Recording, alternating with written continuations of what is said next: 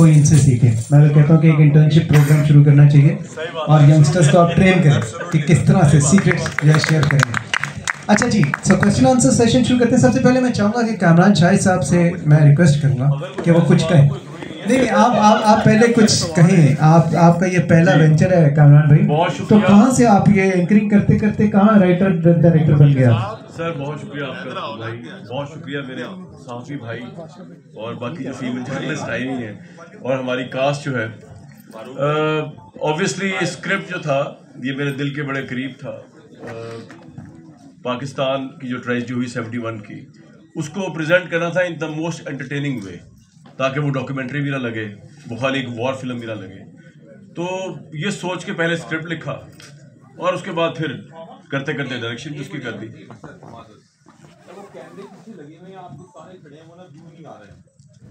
आप साइड पे हो जाना,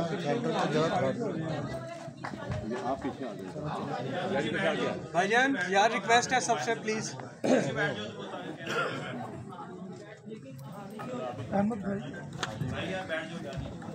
ताहिर भाई अस्सलाम वालेकुम। ताहिर सरवर मीर साहब भी हमारे दरमियान मौजूद हैं, बहुत ही सीनियर जर्नलिस्ट। मैं ये चाहूँगा कि मेरा ख्याल से क्वेश्चन अगर पूछे ना लोग सर, तो पहला सवाल ताहिर सरवर मीर साहब ही करना चाहेंगे। माइक दे दो।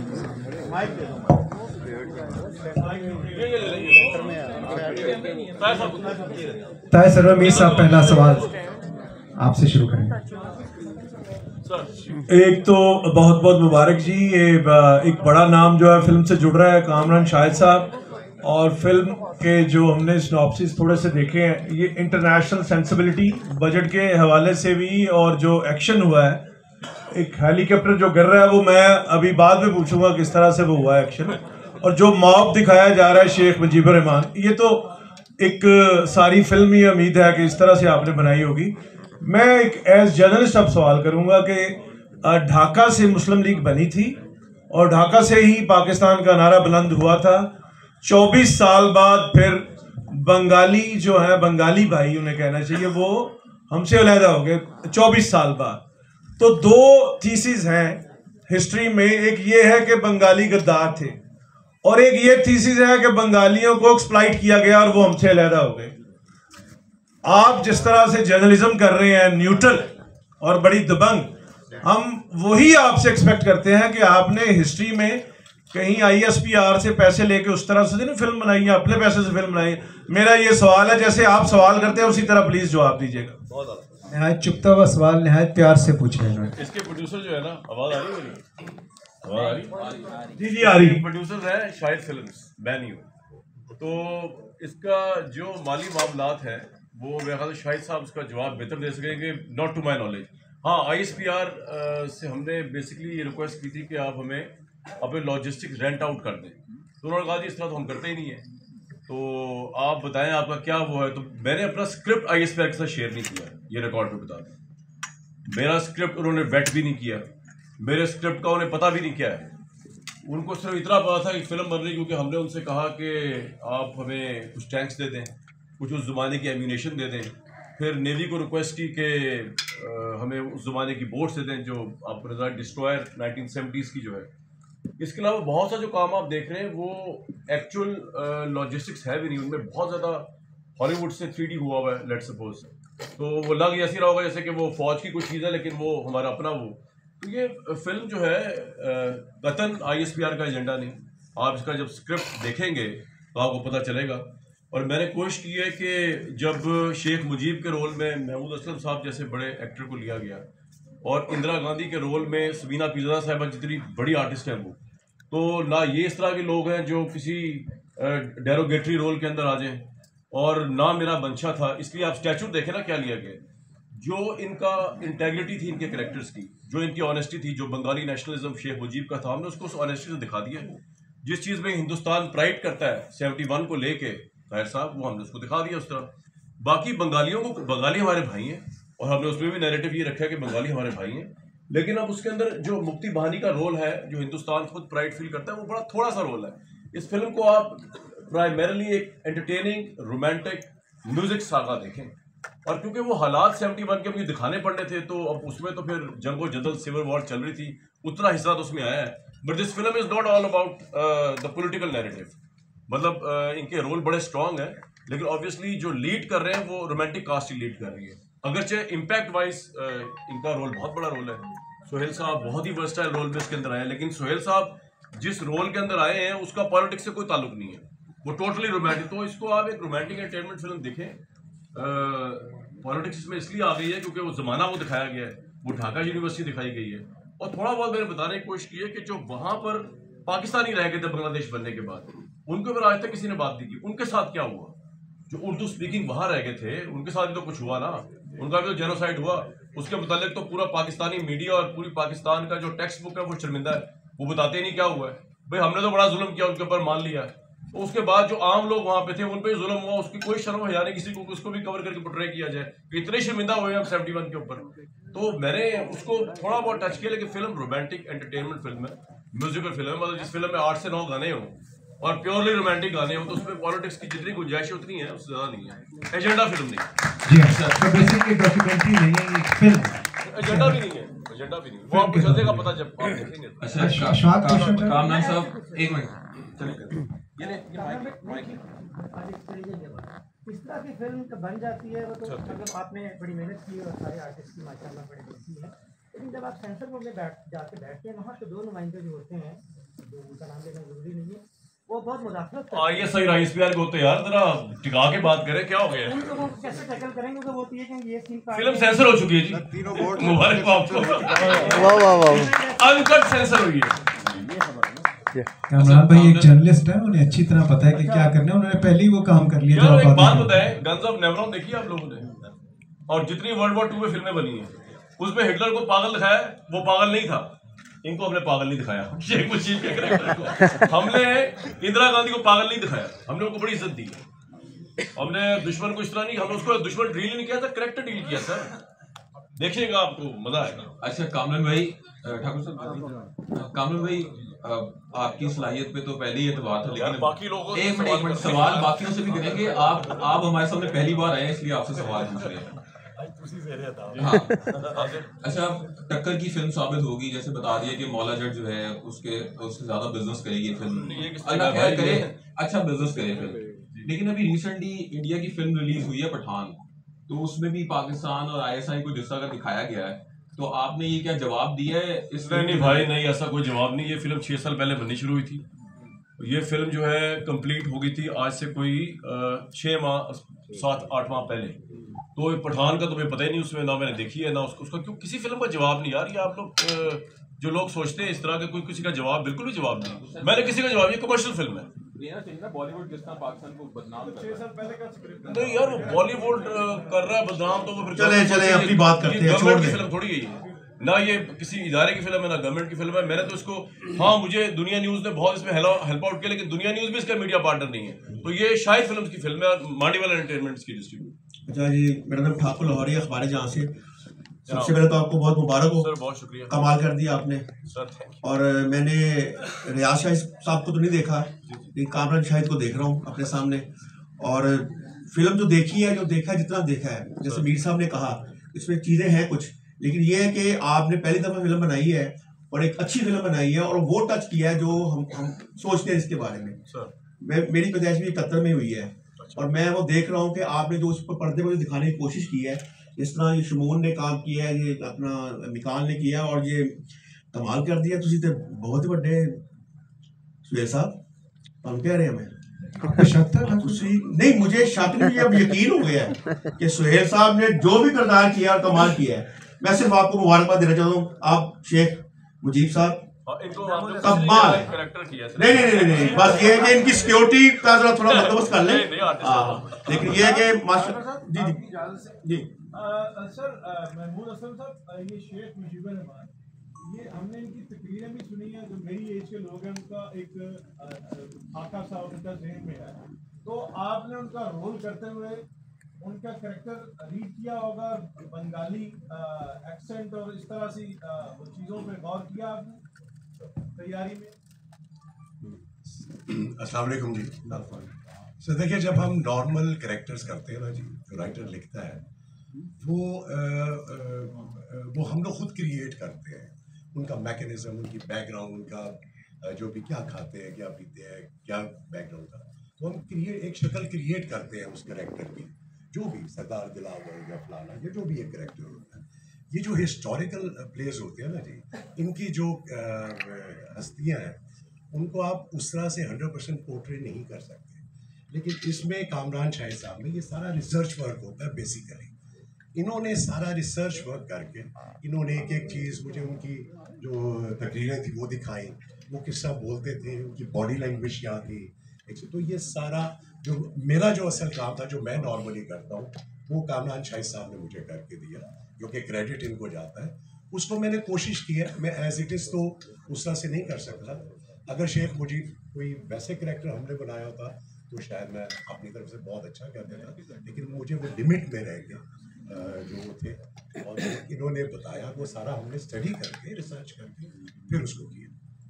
आपका क्या ख्याल है, आपने इस फिल्म में अहम रोल किया है कि शाहिद साहब एक बहुत बड़ी लेगेसी रहे हैं, वो अब वेटरन एक्टर हैं, इसमें भी नजर आ रहे हैं, तो क्या कामरान शाहिद टेलीविजन की तरह फिल्म में भी उसको मीट करेंगे उस ग्राफ को?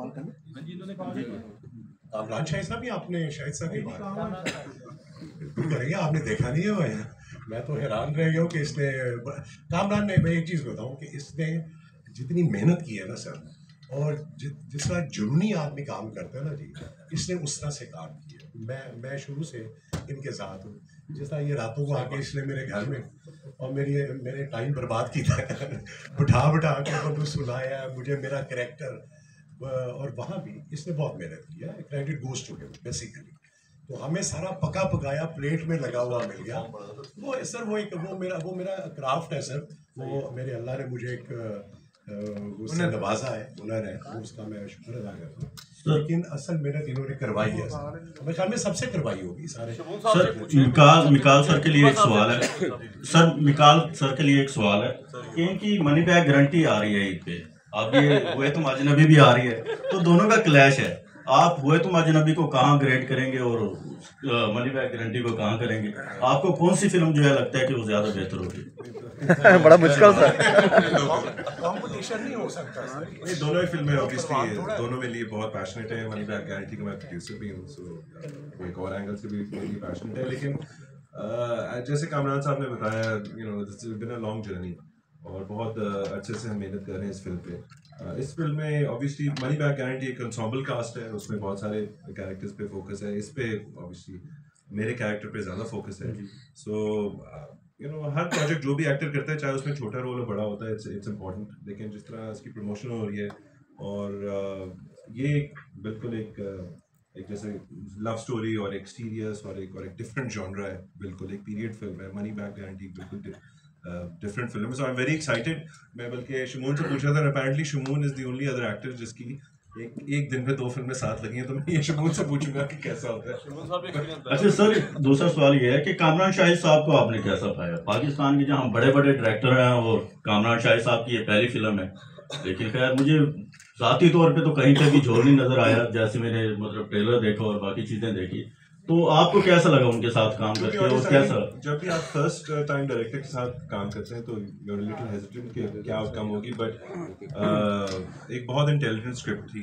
एक जो टॉपिक है, आई थिंक उसमें बड़ा ज़रूरी था कि आपको उस टॉपिक के साथ वेल वर्स्ड, आपको हिस्टोरिकल इवेंट्स का पता होना चाहिए। और ऑब्वियसली क्योंकि वो जर्नलिस्ट हैं, तो सबसे पहली बात स्क्रिप्ट बहुत ही इंटेलिजेंट थी, बहुत स्मार्टली लिखी हुई थी।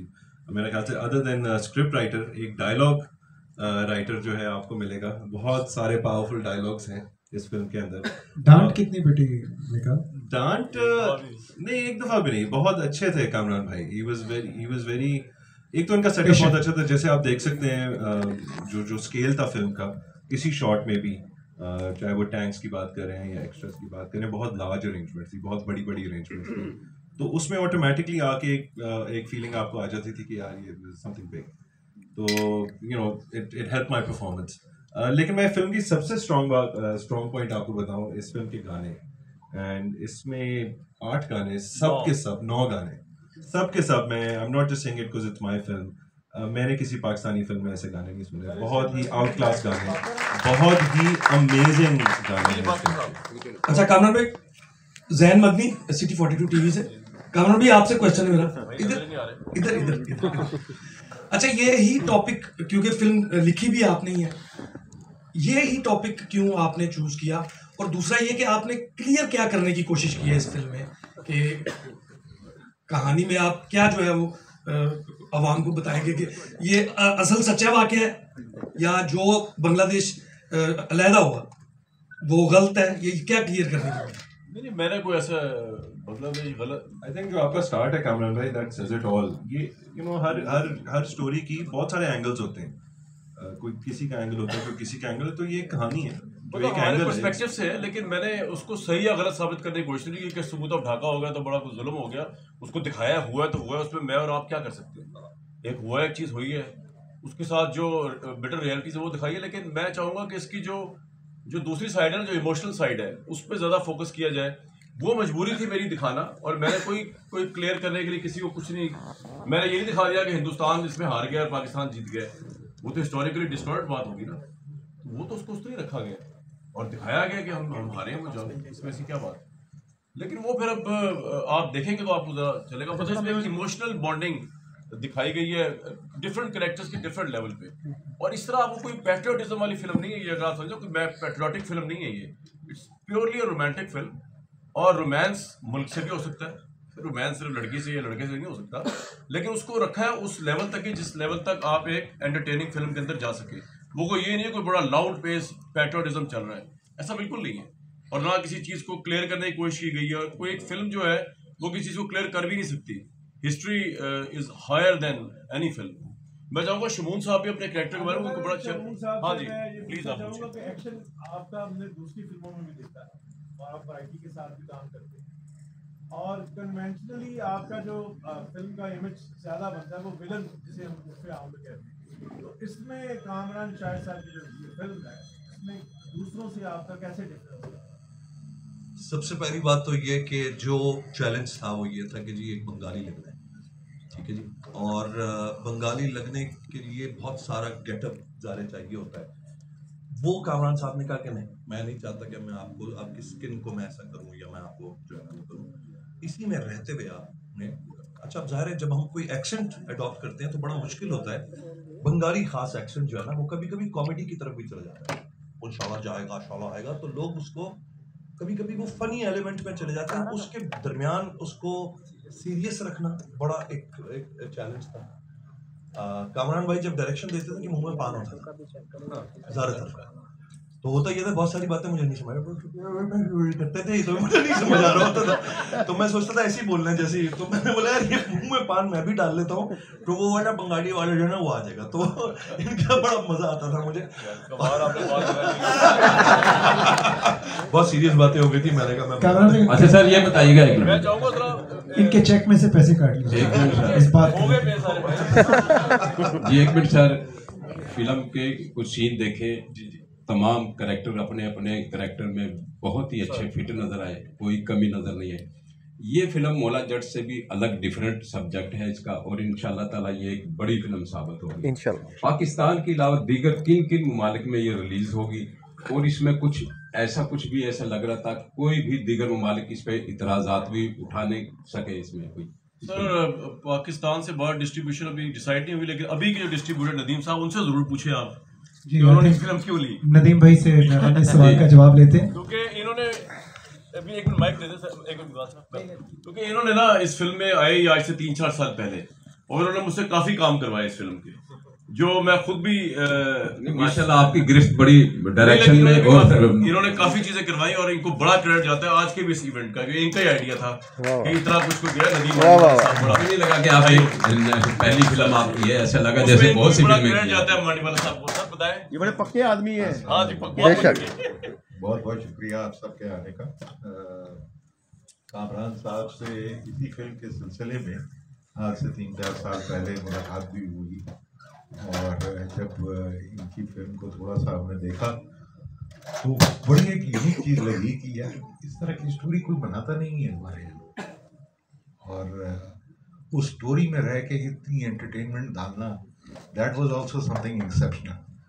और फिर जब इनसे बात करने लगे तो उन्होंने फिर खुद ही कहा कि मुझे जो भी दिखाना था मुझे इन्होंने एंटरटेनमेंट वे में दिखाना था, फिर वो सिनेमा पे आए तो एक फिल्म लगे, वो ऐसा नहीं लगे कि जी आप किसी एजेंडा को पूरा कर रहे हैं या आप एक डॉक्यूमेंट्री दिखा रहे हैं या आप उसका कोई एक वाकया दिखा रहे हैं।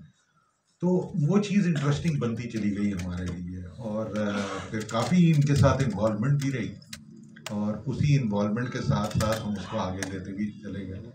और जहाँ हमें थोड़ी बहुत हमारा, क्योंकि मैं ज़्यादा एग्जीबिशन और डिस्ट्रीब्यूशन से हूँ बट प्रोडक्शन से नहीं हूँ, तो ज़रा घबराता हूँ किसी को बताते हैं।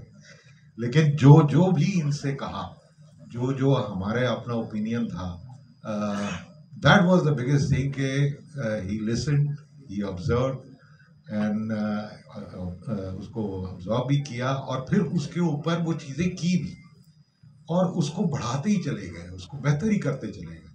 सो आई रियली फील कि इट्स अ गुड डेब्यू, एक अच्छी चीज़ बनाई है उन्होंने, एक अच्छे स्केल पे बनाई है और उसकी पजीराई होनी भी चाहिए, हमें कोशिश भी करनी चाहिए। तो हमारी पूरी कोशिश है कि इसको हम हर मुमकिन तरीके से एक अच्छा रिलीज़ बना के इसको पेश करें।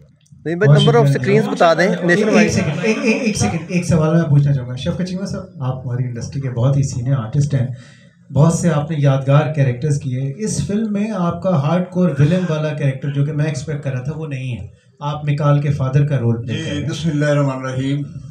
आपने मेरी बहुत सारी फिल्मों में देखी होंगी, हर फिल्म में मुझे एज ए नेगेटिव रोल में पेश करते हैं और लोग मुझे लाइक करते हैं, मोहब्बत देते हैं। लेकिन ये एक फिल्म मेरी ऐसी है जो यादगार फिल्म रहेगी, वो इसलिए कि हम दोनों बाप बेटा ही तमाशबीन हैं।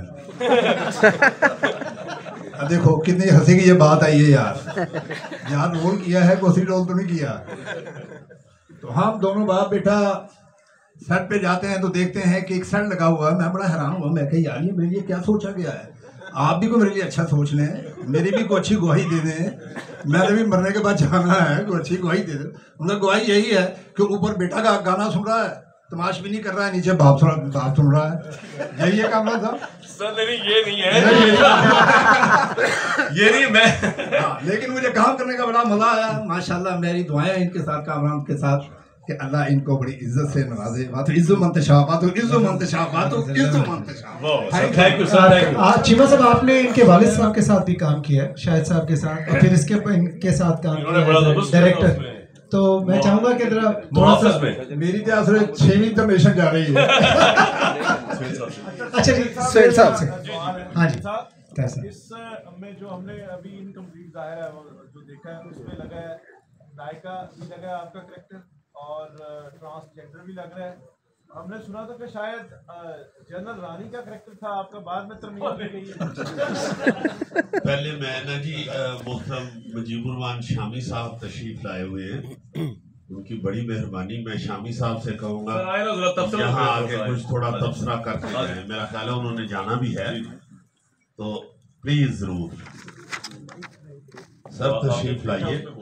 आपकी 2 लाइनें बड़ी अहम होंगी हमारी फिल्म के लिए। मैं तो आपके उसमें आपकी शख्सियत में प्लीज जरूर कुछ कहिए, चूंकि ये पहली दफा ऐसा हुआ है कि शामी साहब किसी फिल्म की बिस्मिल्लाहिर्रहमानिर्रहीम में आए। देखें सुहेल साहब, कामरान शाहिद साहब को अल्लाह ताला ने बेशुमार सलाहियतों से नवाजा है और जिस मैदान में भी और जिस शोबे में वो कदम रखते हैं उसमें कामयाब भी। तो ये मैं फिल्म देखकर मबहूत हूँ, इसका जो इम्पैक्ट है और उसमें जितने इसमें शेख मुजीब जो हैं और दूसरे जो इसके हीरोज हैं, जो इसके हीरोइन है, जो इसके अंदर खानम है, हर एक ने कमाल किया है। मैं समझता हूँ पाकिस्तान में ऐसी फिल्में जो हैं बहुत कम देखने को मिलती हैं, बहुत कम बनी। मैं कोई बड़ा अच्छा फिल्म बीन तो नहीं हूँ, लेकिन एक ज़माने में सेंट्रल बोर्ड का मेंबर रहा तो फिर बार बार फिल्में देखना पड़ती थी। तो कामरान शाहिद साहब, आपने एक कर्ज उतारा है, आपको बिल्कुल डिफेंसिव नहीं होना चाहिए। ये एक रोमांटिक फिल्म है, बिल्कुल दुरुस्त है। लेकिन ये उस दौर की कहानी बयान करती है जब पाकिस्तान एक क्राइसिस में था, और एक पाकिस्तानी के तौर पर क्राइसिस से कैसे हम अलग रह सकते हैं। जब हम उसकी बात करेंगे उसको महसूस करेंगे, और उसका